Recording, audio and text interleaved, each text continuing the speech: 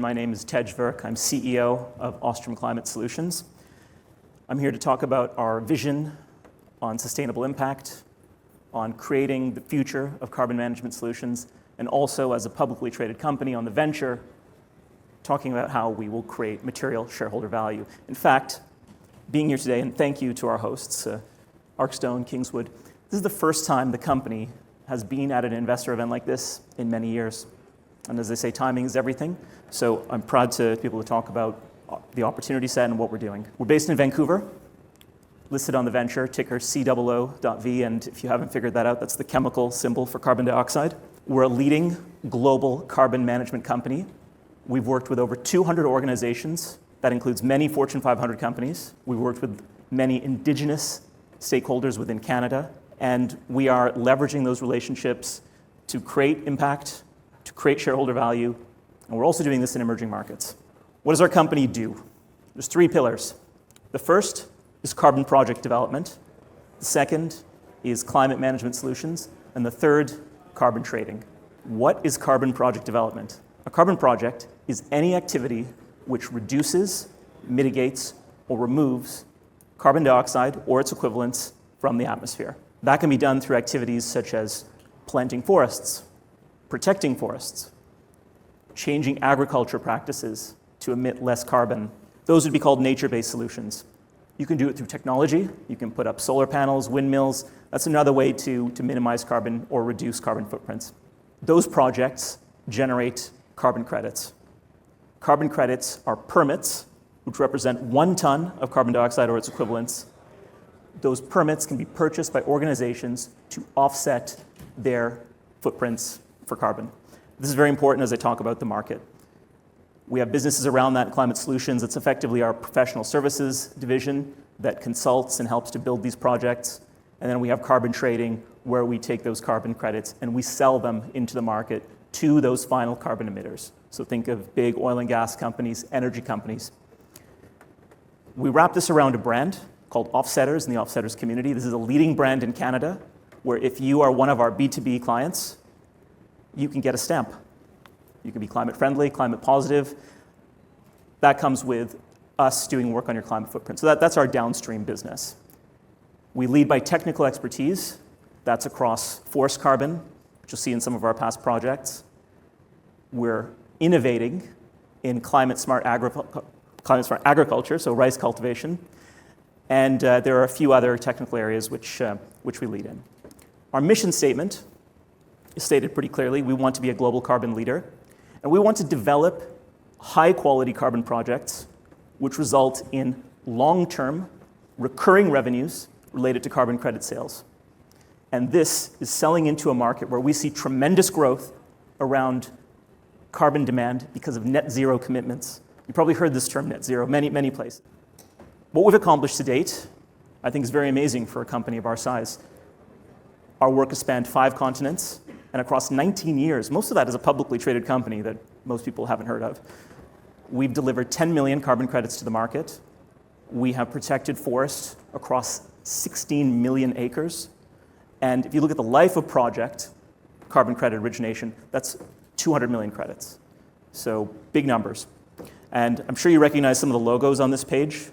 A few Canadian leaders, TD, and then in the US, Dow, and then a lot of energy names on there as well. So these are partners that we are either helping to assess their carbon footprint, we're working with them on carbon project development, and that model is evolving. If we look at the actual market and the demand, I think this is really important.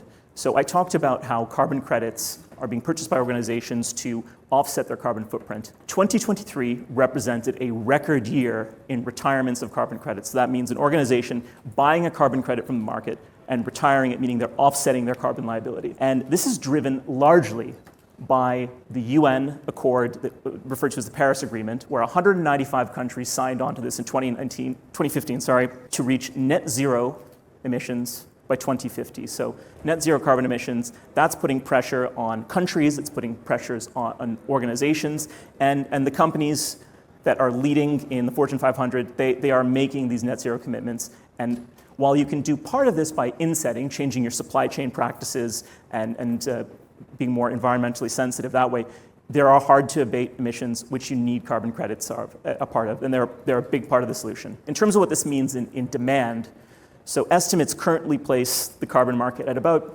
$1 trillion all in. That's today. If you look at this graph, I'll just give you the headline. McKinsey thinks that could grow anywhere between 15 to 100x inside based on the supply and demand demographics. And we're actually seeing that in our conversations with emitters. A lot of transactions take place off exchange, and so we're very excited about the opportunity. In terms of pricing, that can also grow quite significantly, anywhere between 10 to 20 times based on forecasts. So demand is increasing. But we're coming out of a tough situation.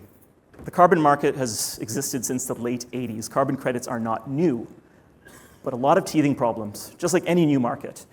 And we've seen it all. These headlines, I'll translate them: fraud, double counting, a lot of bad actors in the space. And I think what that's done, it's helped to bring around third parties, regulations, NGOs, to really hone in on what matters, how to assess that a carbon project is real, how to make it transparent, and importantly, to make sure it's actually doing what it's supposed to do. Is it actually having additionality and impact on removing or mitigating carbon? And that's what's happening. Bodies like the United Nations are stepping in. You're seeing third parties like the ICVCM. And what's important is that demand side is still there. And they're cognizant of this. If you're sitting in the boardroom at one of those big final emitters, you're very sensitive to what kind of carbon credits you're buying. And so they're very much a part of the conversation. They are determining what quality means in carbon credits. And because we sell carbon credits, we're seeing that the quality differential, if you have a high quality project, can represent a 200% price premium. This is just a world map of projects that we've developed where we are keeping quality in mind. Lots of work in Canada. I'll talk about some of our past projects. The Global South, which includes Sub-Saharan Africa, Southeast Asia, lots of opportunity there. And again, I'll talk about that. But just to look back at what Ostrom has done, life of project, 200 million carbon credits, and at average pricing, that's about $2 billion of carbon. My job is to find a way to participate more in that $2 billion so that we create more shareholder value. Here's one of our past projects. This is, as a Canadian, I'm a Canadian living abroad. I'm actually based in London, in the United Kingdom. I think it's really stunning that this is the largest carbon project in Canada that Canadians have never heard of. It's in British Columbia. It spans 6.4 million hectares. It is the largest coastal rainforest in the world. And what Ostrom did as advisor to this project to help bring it about was to provide the management to create carbon credits, to prevent logging, to create sustainable forest management, and really achieve the goal of carbon credits to protect that natural capital. And so we market these carbon credits, and I really encourage you to look at the videos later. They're really, I don't know why they don't have millions of views, frankly, because this is a real story that I think Canadians should know about. But we're proud to be a part of that. And what's great is there's even been some recent BC legislation that if you have a business in British Columbia, you really need to be buying BC offsets. So we expect demand to increase precipitously for this particular project. In West Africa, we're in Ghana. Ghana is a leader in terms of this new age of carbon credits where we're seeing the transparency and regulations led by the UN. Without going into the jargon, this is referred to as Article 6, and that means carbon credits which are able to be bilaterally traded across sovereign nations in a way that they aren't double counted. So there's actually registries on either side. That didn't exist before. I know it sounds cutting edge, but it's there now. And so we are doing this across 100,000 hectares. If you actually do some research on this, you'll see that there's some large investors. The Singaporean Sovereign Wealth Fund has put anywhere between 20 to 30 million US into this, and the IRRs are attractive. So we're there as a consultant. If we look at our new strategy, which goes back to our mission, which is to develop high-quality carbon credits, we don't just want to be the advisor and the consultant. We want to be the owner of the project. And our two areas of core competency, forest carbon, I'm sure you could tell from some of the slides I just went through, is on the other side, we have a barbell strategy of climate-smart agriculture. And we are developing these projects as owner in tandem with those final emitters. So we want to take the risk out of the project development. We want to make sure we line up the quality and the price expectations with the buyer ahead of time, and ideally enter into long-term agreements. You're seeing these happen right now. Microsoft is signing 30-year offtake agreements in carbon projects. That's just a flavor of things to come. And this is our flagship project. This is what we're developing right now. So I just came back from Manila, where I spent time in the Philippines, and this project is our climate-smart rice cultivation project. It's referred to as UPRIS, which is the Upper Pampanga Irrigation System. What we are doing here is we are working with farmers on the ground to change the cycling of the water that goes into rice cultivation. And rice cultivation is a major activity in the Philippines. There's over 1 million farmers, and it's a staple crop. They don't export any of that rice. It's all for domestic consumption. But the water it's stagnant. It stays there in cultivation. It harbors microbes which generate methane.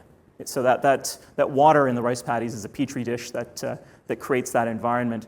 By cycling the water, you can actually reduce the methane emissions quite a bit, anywhere between 40 to 50%. And methane is 30 times more potent than carbon dioxide. So what does this all mean? This means we can generate high-quality, impactful carbon credits across the life of this project. And there are still a lot of assumptions that are going into this. So just keep that in mind that the science and the testing is proving it out. Communities are at the heart of our project, so we're not just doing this on the environmental side. This is also about communities benefiting. They're getting education. We are educating farmers how to employ these practices, and it really, as a side result, they're learning how to manage their farms better. These are small-hold farmers, 1 to 2 hectare plots. We're bringing them into farm schools, and they're learning new things. I mean, they're 50-year-old farmers on average, and so they think they know everything, but they're still best practices. And we also see biodiversity benefits as well because we're protecting that area. So a lot of things to be excited about. So I'll finish here on the highlights. Ostrom has been around for a long time, advising on these carbon projects. We are now moving into a new era where we are the owner, where we expect to create material shareholder value. We've done this globally. We have great relationships with the final emitters, which we're developing these projects in with tandem. And we're now here to talk to investors, engage as we go on this journey. So I'll leave it there. Thank you.